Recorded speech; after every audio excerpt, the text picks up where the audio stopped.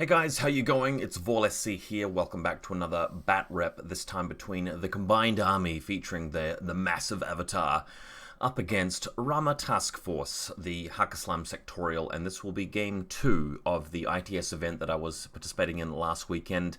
This is the one-dayer, 3-round, small 8-player ITS event, but still an ITS event, and I'll still have to get through 3 games to emerge victorious, most likely. Second round sees us playing Frontline. This is a mission which I've really, designed the avatar list for. If I'm going first, I'm going to really go all in on just destroying my opponent and leaving the avatar in the middle of the table where it can't be touched. But if I have to go second, it'll be a matter of using the Dazer, using the avatar, using the flash pulses to try and slow my opponent down, and then just simply take the strip that I need to in terms of possession, dominance, area control at the end. Now, up against my opponent, Isaac, aka Hexa, who I've played many times before on this channel, more than anybody else, and he has won some local tournaments in the past, will be a difficult opponent, but this is a guy who's just recently been playing a lot of Joan of Arc in Pan-Oceania. We've often seen him play the double tag list with Cutter Seraph, who's played that list to death, wants to go back to Hakaslam for a bit, and although I played him most recently when he was using his vanilla Hakaslam, I see he's now trying out Ramah Taskforce, and for this game in particular, he'll be testing out a limited insertion Ramah Taskforce list, which we will now turn to and commentate on. So, he's named it Tariq and Janissaries, and interestingly, this list has Tariq out on his own, not part of a link team, and he hasn't really taken any Kawarij, Spitfires, or anything like that. So I did ask him about this. I thought, well, what do you think of the Fatality level 2 in a link team? Isn't that a really powerful thing for Ramah? And he did mention that he'd tried it, but sometimes didn't get as much mileage out of it as he would have liked, which I can understand. I also appreciate that sometimes Fatality level 2 on its own allows Tariq to be more mobile with it and to actually get into those positions without committing too much of your army and leveraging Fatality 2 just as well, not even needing that additional dice to just paint the walls red with blood. So that's actually okay. I mean, with Tariq being Lieutenant level 2 as well, you could potentially have that 12 order turn with him. He's backed up by the Hortlak Janissary, who has Chain of Command. So I actually think this is fine.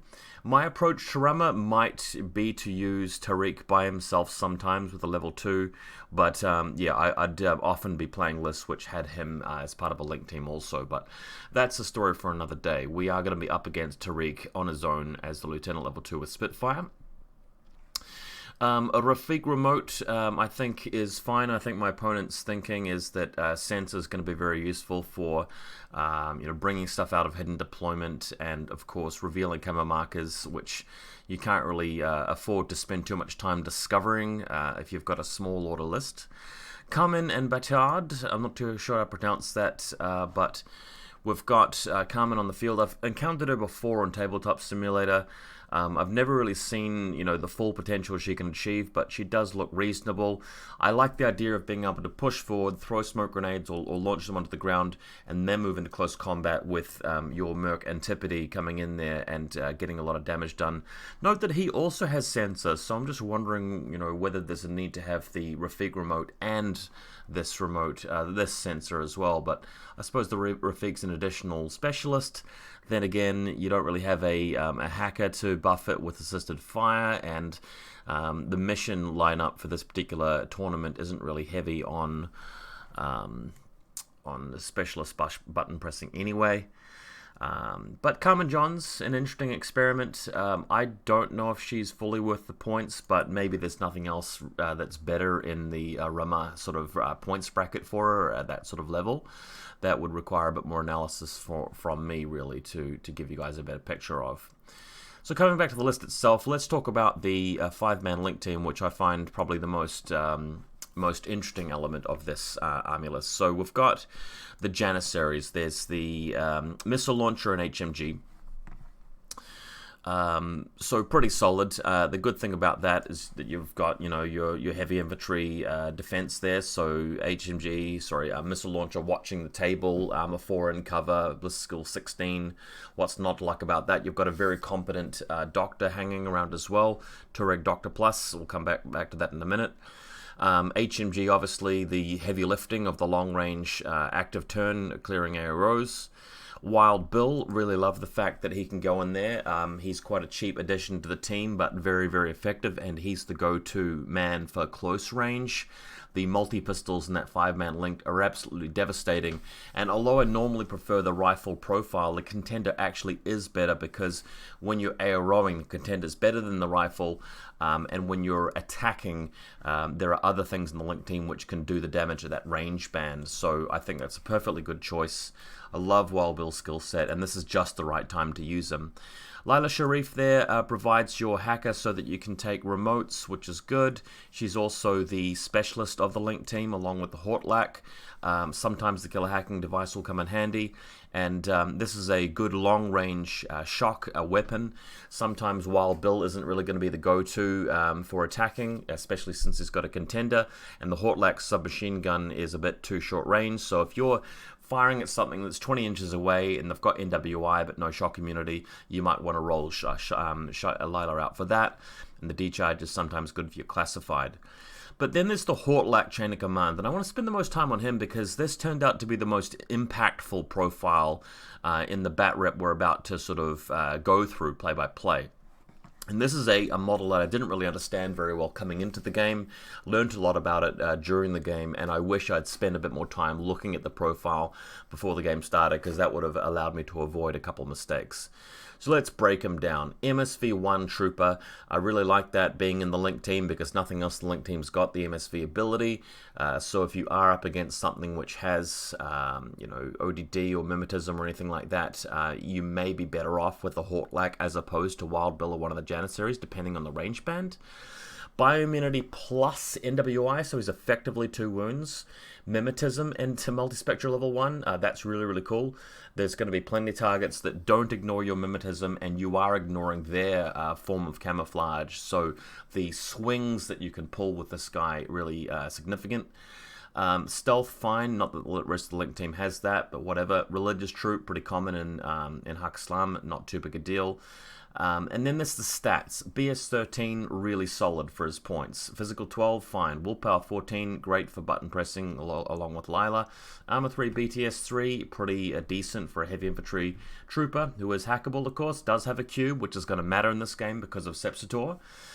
And then there's the profile he's chosen, the Submachine Gun Blitzen. Submachine Gun, obviously we know that helps reduce the cost of the model for some weird reason, so great to have that there.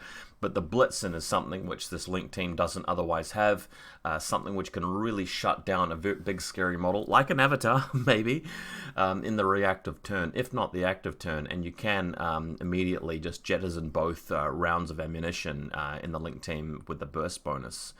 Viral Pistol also kind of scary as well. If you're up against a target that has very high armor, low BTS, sometimes it can be even better to use the Hortlak short range than it is for Bill. If you're up against a specific target where Bill's not going to ignore their camouflage and they're not going to ignore the Hortlak's mimetism. So a really, really interesting profile, and eyes are now opened to this unit, as we'll see. Other than that, though, you've got a basic Flash Pulse bot in there, and the Tureg Doctor is in there as well, with both Nazmats attached. We had a conversation before the game started where our opponent was asking rules questions like, well, if I've got a drop trooper which has the Nazmats on the field, how does that work? And I believe he was sort of having that conversation to throw me off, really, and make me think as though he had a drop trooper, because I knew it would either have to be a Tureg Doctor or a drop trooper with the Nazmats, but surely if you are bringing the Nazmats on with the airborne deployment, surely they would be in reserve and dropping onto the table as well. Anyway, I didn't completely get fooled by it. Let's move into the game to find out what actually happens. Interesting list, though. I'm not too sure if I'd run it for Ramah, but I was definitely intrigued about how it would actually go. So the table, I also want to commentate that The particular opponent I'm up against for this game, we are using his terrain set. Later in the tournament, we'll be playing on my terrain set, so a bit of a turnaround. But I've encountered these buildings a couple times before when I've played at his house. My comment on this is that the buildings here are really cool in terms of their aesthetic and their style and their feel. It's not like, you know, the paper terrain that you get with a lot of Corvus Belli stuff where you can't go inside the buildings, and other buildings that other manufacturers make are a bit clunky and unwieldy to move inside. These ones are actually pretty well designed because they're actually custom, they're handmade, and you can lift the roofs off quite easily. Having said that, the criticism is that, especially this huge, big white building complex, the buildings, if you've got too many of them, can compartmentalize the battlefield a little bit too much and make it a little bit too good for you know, the short-range troops and attacks that don't require line of sight, like jammers, crazy koalas, mad traps, that kind of thing. So if you're going to be laying out a table like this, try to keep the buildings fairly spaced apart and not taking up too much of the field, and have a lot of scatter terrain and other smaller bits of terrain for line of sight blocking elsewhere in the field, especially in the middle grounds. I find that with this kind of table, there are huge sections which are completely open and dominated by long-range attacks, and then large areas which are really clustered and focused for the short-range stuff. And that may sound good on paper, but you kind of want to spread it out a bit more evenly over the table rather than having one, you know, partition which is good for the short-range stuff and a huge expanse which is good for the long-range stuff. I don't find that that's always conducive to really good infiNity.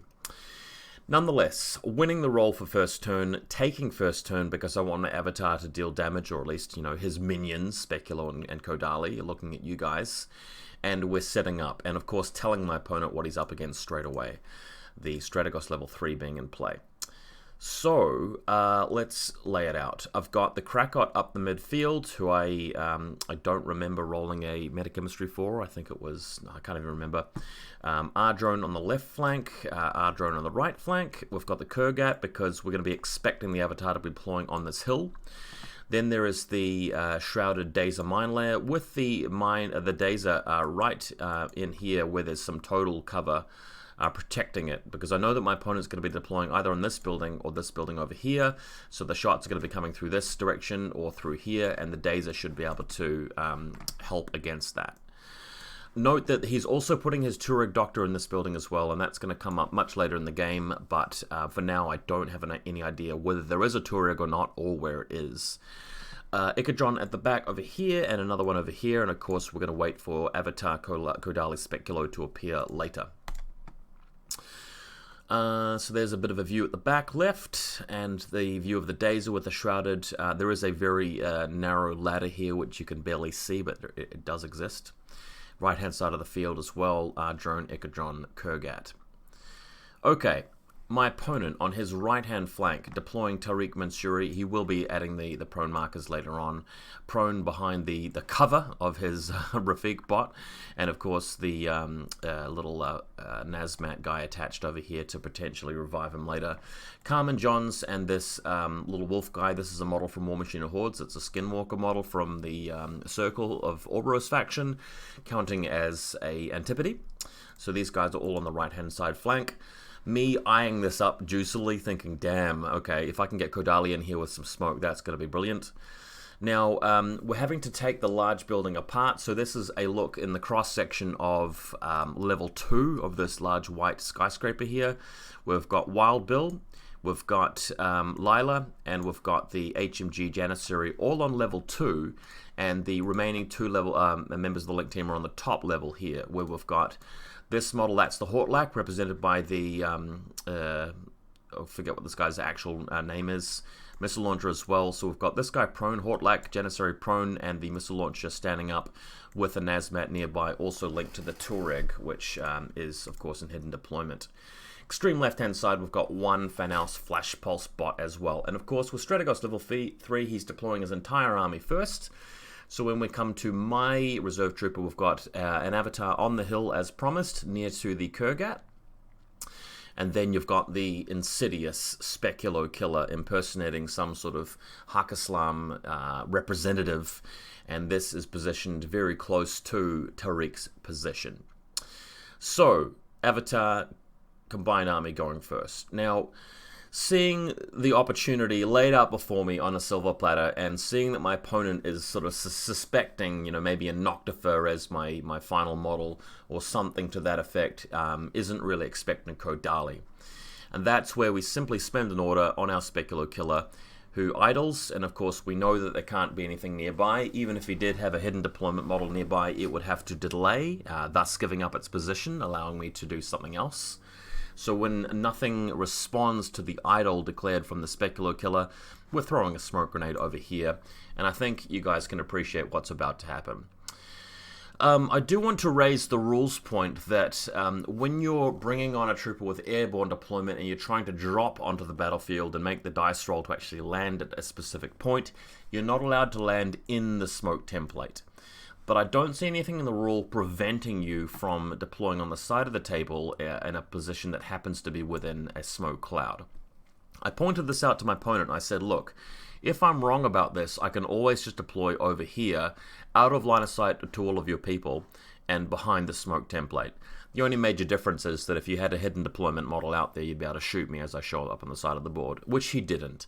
But I'm pretty sure the rules allow me to deploy touching the smoke template, so long as I'm not dropping the model onto the battlefield. Correct me in the comments if I'm incorrect about that, but Kodali, of course, is able to show up here. So she does, and I think everybody who knows the rules well and has experience with infiNity can appreciate that immediately after this photo was taken, the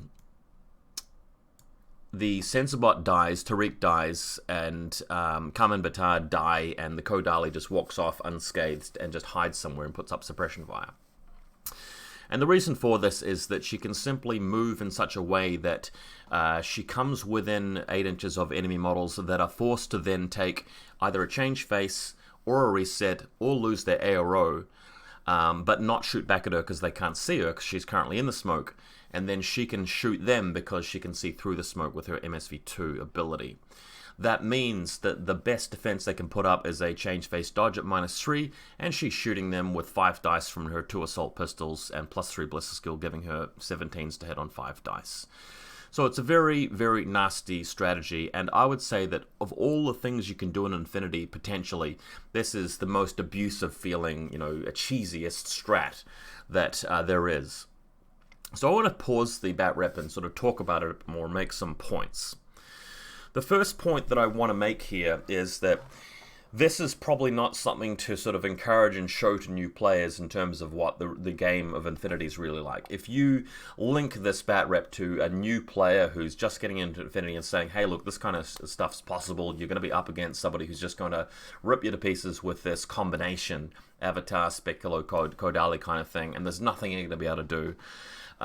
This is potentially a way of turning newer players off the game, and this is a criticism I have of the fact that this kind of loophole, this kind of play is available in the rules. And one thing I'd like to see in N4 is this kind of being toned down a bit, because I don't like the idea that that new players could be turned off by this kind of cheesy sort of strategy. So that's something which me and my opponent actually agree that this particular rules interaction is not great for the game, but that's only the first point that I want to make. The second point that I want to make is that when people talk about this on forums and so forth, there are some people who say, look, this is really hard to pull off, Kodali hardly ever does this almost never comes up. But I want to make the point right now that this is a tournament game. I pull this off very easily. It's resulted in me killing, Tariq, Lieutenant level 2. And a couple of important, troopers in his army, and really just spending a bunch of orders and not really trading anything for that. So this is a very real thing. This is not just some sort of gimmicky strategy that will never work. It actually does work. It is a very doable and very effective strategy if you do it correctly. So that's point number 2. Point number 3 is that it's good to be mindful of what is vulnerable to this and what isn't. If Kodali comes up against jammers, or crazy koalas, or mad traps, or in some cases mines, if she has a really bad day. If she's trying to do this against anything with 6 cents, some random CSU with a nanopulsar light shotgun could just put an end to her. If she's up against anything in a link team, like a 5-man link team, they can ignore the smoke when firing back at her. They can fire basically in any direction. They're going to have 2 dice. They're going to have ballistical bonuses, so that's not going to work either.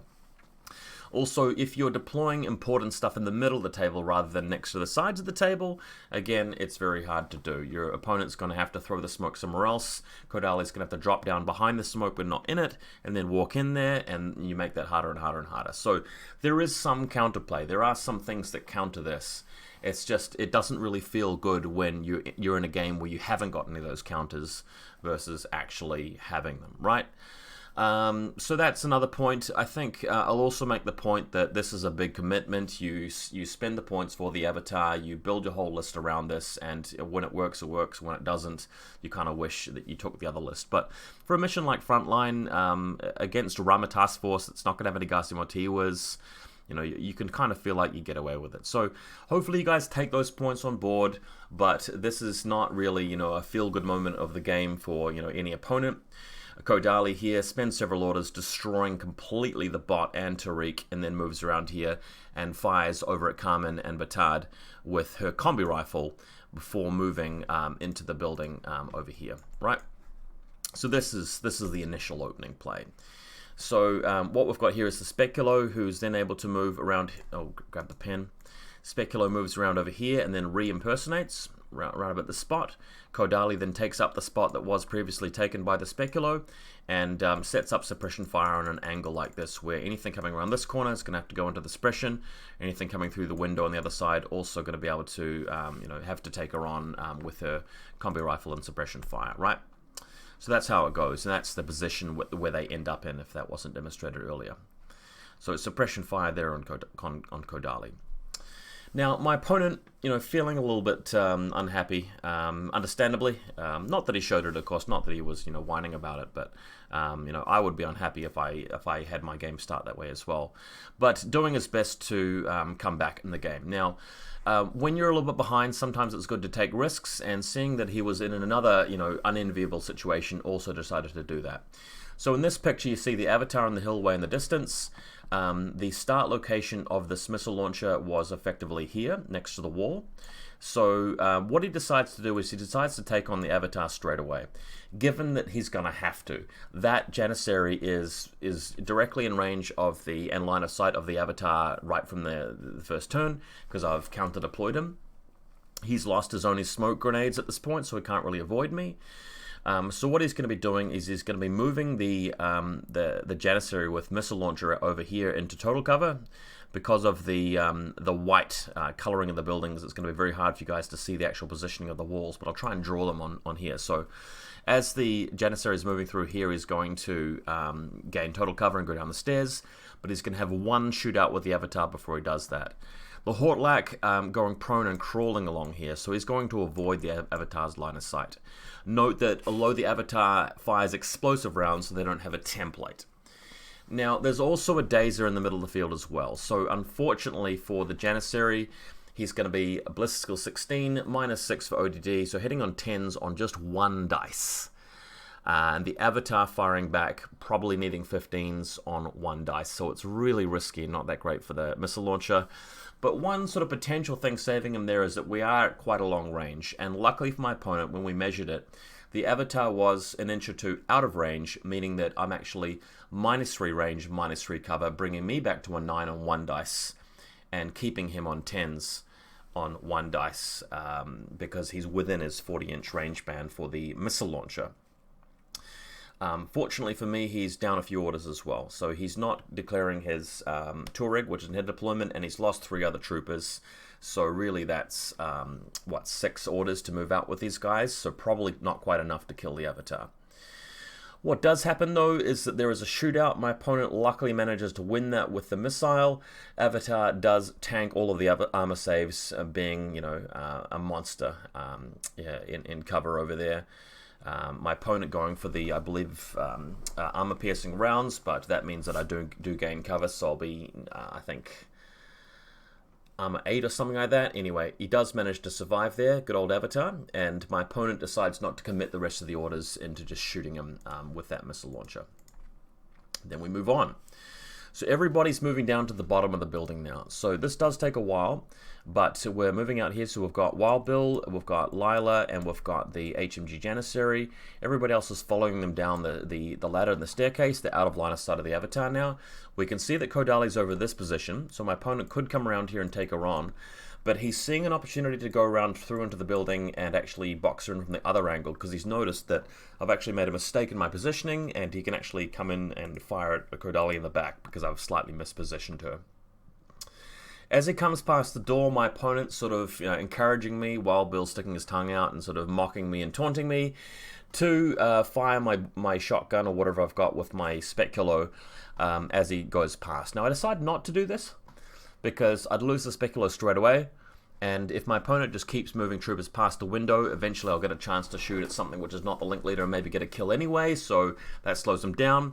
And if he does just continually go for the discovers, that's going to eat into his orders. He's only got 6 orders plus the lieutenant order this turn. He actually does spend the lieutenant order moving the Hortlak, who's the lieutenant now because of chain of command, back into range of the link team, spending a command token to reform it, but that sort of happens off screen, didn't really take photos indicating that.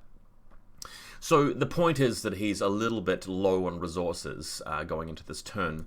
So I would have preferred to give him an opportunity to try and discover the speculo and take 3 full turns, 3 full orders removing it, which would have been fine by me.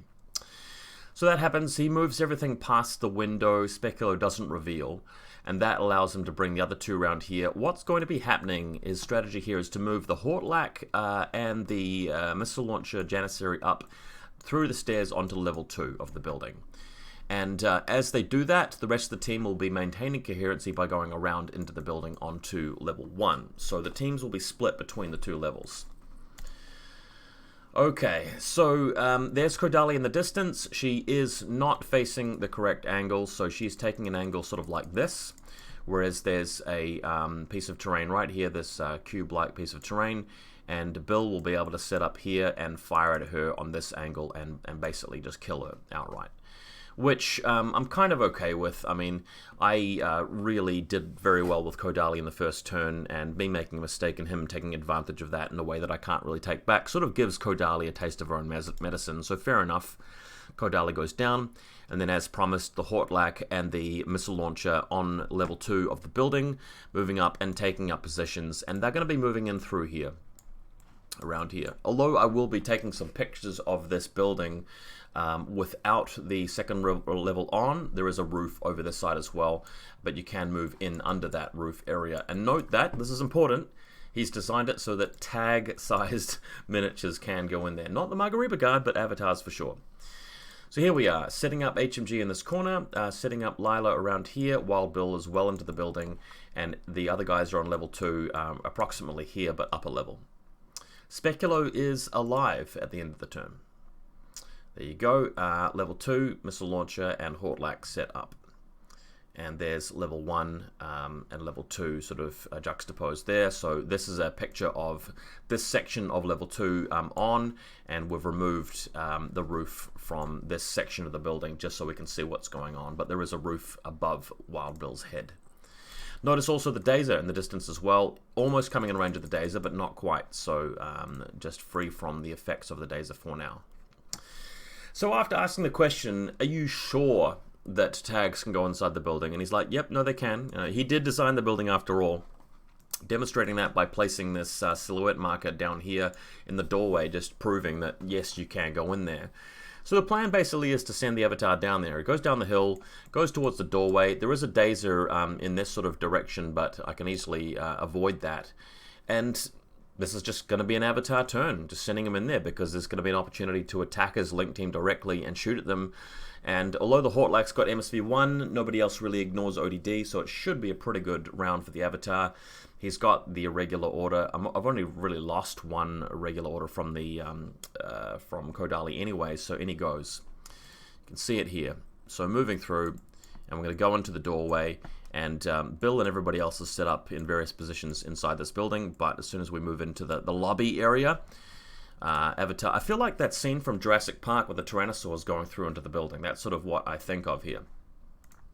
Alright, so there's Wild Bill just waiting for me. Note that, again, there is a wall here. The picture kind of makes everything look like one big white screen, as if you've died and gone to heaven or something like that. But there is some obstacles here. So Avatar just moving into position first, then he'll round the corner.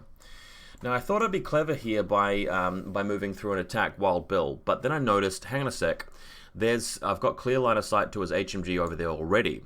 So even better, Avatar can just move over an inch and just look very carefully past the wall through to his HMG Janissary, and the HMG Janissary is, you know, in a really bad way. He's going to be up against cover and ODD, and I'll be firing at him way out in the open with armor-piercing rounds and fatality level 1. So the first shootout goes very well for the Avatar, just completely removing the Janissary, and turns out that Lila Sharif is in line of sight as well, so, you know, Hakislam troopers running out of orders, having to stand out in the middle of nowhere, they die. So there's a bit of a closer look. So with those two removed, and again, note that, although this model is on level 2 up here, there is a roof in the way. So Avatar moving around here to take on Wild Bill, who's now only in a 3-man link team. My thinking here is that because Wild Bill actually happens to have a cube, I could force my opponent to dodge and then just blast him with the HMG close range, because he wouldn't want to be sepsitorized and lose Wild Bill at this point. But my opponent responds by firing his stun rounds from the multi-pistol, which I was like, I don't really want the Avatar to get stunned right now because I kind of want to keep repositioning him and attacking him. And if I don't kill Wild Bill, that could be really painful. So I decided to face-to-face him with the HMG instead of firing the Sepsitor. And I know that this particular shootout took 2 rounds because Wild Bill actually won the first shot at me, and I'm thinking, oh, this is not going well. Rolling up the BTS. Luckily, the Avatar is BTS 9 and shrugs off the stun pistol initially. Firing at him again, and I did win the second time around and destroyed Wild Bill, but, you know, we're getting closer to the end of the turn at this point. So that's the Avatar having basically nuked everybody. Once the Avatar moves out of short range and realizes the Sepsitor is not the best answer here, gets into medium range band, and that's enough to completely destroy Wild Bill once and for all with some shock rounds. So we're going to set up now, and Avatar chooses this position here to set up. There is a roof. I keep saying that. The roof is over here, but the edge of the roof ends around here. So there's sort of an opening where you can come out over the stairs and actually see down underneath where the roof is, if you guys can imagine that in sort of 3-dimensional space. So I'm kind of wanting to cover that angle, right? So I'm covering an angle, so I'm facing forward over here. I'm also worried about this this doorway here. If he comes around the back side with some sort of drop trooper, takes out my my plebs here, I could be in trouble around the back. Although that was a little bit paranoid of me. I probably shouldn't have been too worried about that. So Avatar sets up around here. Also using coordinated orders to move various troopers around just to protect. I've got this flashball spot on the side covering the entryway, so he's able to fire through to the staircase with his flash pulse. I've got another flash pulse / flame around the back. Of course, the Krakot's covering this angle here. There's still a Dazer over the side. So feeling pretty good. And Avatar, of course, going into suppression fire with his mighty HMG. Kurgat laying a mine at the back line, standing up, and, you know, he's got a boarding shotgun. He may be able to punch something out if something happens, and that's decent. I mean, if he does show up with anything unexpected, having an extra man, you know, fire off random shots to slow him down, to make it slower for him to get any damage done, and then hopefully give me a final very effective third turn. Now, here's where the mistake is from me, and this is unfortunate. He still has a Hortlak Janissary, and this is, again, the Hortlak Janissary was a profile that I hadn't very well understood before coming into this game. And the Avatar's line of sight, unfortunately, didn't actually catch the stairway, which was really stupid of me. Kind of hitting myself for making that mistake. So the Hortlak can come around here and fire at the Avatar in the back, which is kind of bad for me, because he does have a Blitzen, which could be pretty disastrous if he immobilizes me at this point. Bear in mind, my opponent's got literally like 4 models left on the table. Well, one of them is a hidden deployment, but, he hasn't got very much left. This is the lieutenant though, so we can spend the lieutenant's order on it as well. So my opponent moving around with the Hortlak and having a free Blitzen at me at short range and up against ODD. Now, awkwardly, my opponent rolled the dice, thought maybe he'd got a crit, checked the range, turned out to be short range, and turned out it was a miss, so carried on, fired the Blitzen again, and didn't succeed. I think he completely whiffed it, so runs out of Blitzen ammunition. So has to use the SMG at this point. We talked about it later, and both of us felt that we may not have been factoring in MSV1 at that point. So that kind of felt a little bit uncomfortable for me. I do want to point out, though, that it's always the responsibility of the active turn player, the player who's actually controlling the model, to be aware of your abilities. It's not the responsibility of the reactive opponent to keep looking up the rules just to make sure that you're not missing something. That's not really that person's job. So if we did get that wrong during the game, I'm going to accept less responsibility to my opponent, especially since, he actually didn't have a printed version of his courtesy list. I couldn't constantly check it, but not trying to criticize him, of course. This is something which we can both improve on and learn for future. But Hortlak does have MSV1, didn't kick in, didn't get a crit, didn't immobilize the avatar, but he could have.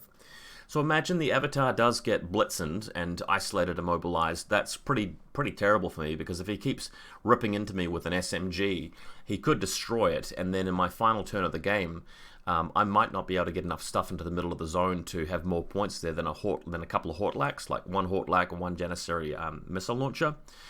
I am in a pretty good position though, because the Specular will be in his part of the battlefield. She's in level 1 underneath the ceiling here on the first floor, the ground floor. So with everything else in my army, I still have a pretty good shot at sort of saturating all the various different strips with points, but didn't need to because the Hortlak didn't beat me. Hortlak coming around the stairs now and opening up with the SMG. This gives the avatar a chance to turn around and face him. Hortlak does rip in and deal a single wound to him as well, which was quite painful. So going at me with that.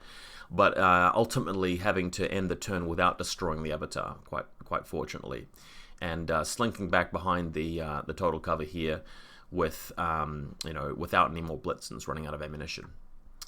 So there you go. Avatar is wounded, repositions a little bit. Hortlak on level 2. Now it's my third turn here, and I'm making a play here which turns out later to be a mistake. So Speculo moving through the doorway out here, her plan is to come all the way around the other side of the building to the stairs, go up the stairs, and then take on the Hortlak. Now, I felt like this probably wasn't great because I'd forgotten that he was actually covering my position with another Janissary as he's sort of coming around here. So if the Speculo comes here and just trades and dies, that could be problematic because then I won't have a model closer to his side of the deployment zone in the strip there. And she's also not guaranteed to completely beat the Hortlak either. So it does get a little bit awkward at this point. Moving through, I don't have that many orders to do this with, and I realize, crap, I don't really want to expend her.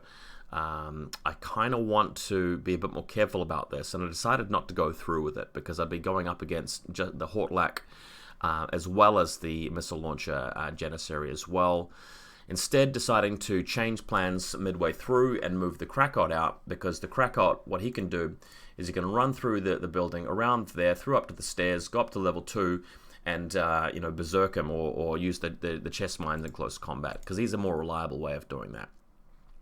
So Krakot comes around the corner, and this model blocks line of sight through to the missile launcher Janissary, and we can start wailing on him. Now this is a point where I do get a little bit unlucky, because although looking at the Hortlak, close combat 15, I'm attacking with a chest mine, pumping me up to CC 24 or something like that, without berserking, because I can't remove him with just a single hit. The plan was to try and berserk him down to NWI, sorry, just to attack him normally down to NWI, and then berserk him to remove that final wound. And then if there were enough orders left, send in the Speculo against the Janissary missile launcher and take him out, effectively putting him in retreat for the final turn, allowing me to pretty easily win. But I did get unlucky because the the Morad here, unfortunately, doesn't end up killing the Hortlak. Doesn't do any damage to him, in fact, and dies to a viral pistol. So Hortlak doing extremely well here, removing my poor old Krakot. And look, although I could have rolled up some kind of Metachemistry 2 result, I'd forgotten about it. I decided not to re-roll it retrospectively. I felt that would have been unfair for my opponent. My opponent had forgotten a couple of things, especially since we weren't sure whether us forgetting about MSV1 would have resulted in a crit. That was a bit hazy, because I wasn't sort of going to roll that one back and try and remember what dice roll he got, whether it was a 10 or a 7 or a 13 or whatever he rolled. I decided not to go back and take a Metachemistry roll for this guy either. I just wanted to let it play. So Krakot dies here. Now, Avatar also repositioning, trying to get into a better position where he's going to be able to cover both the stairs over here and this side over here, where the Hortlak is going to be.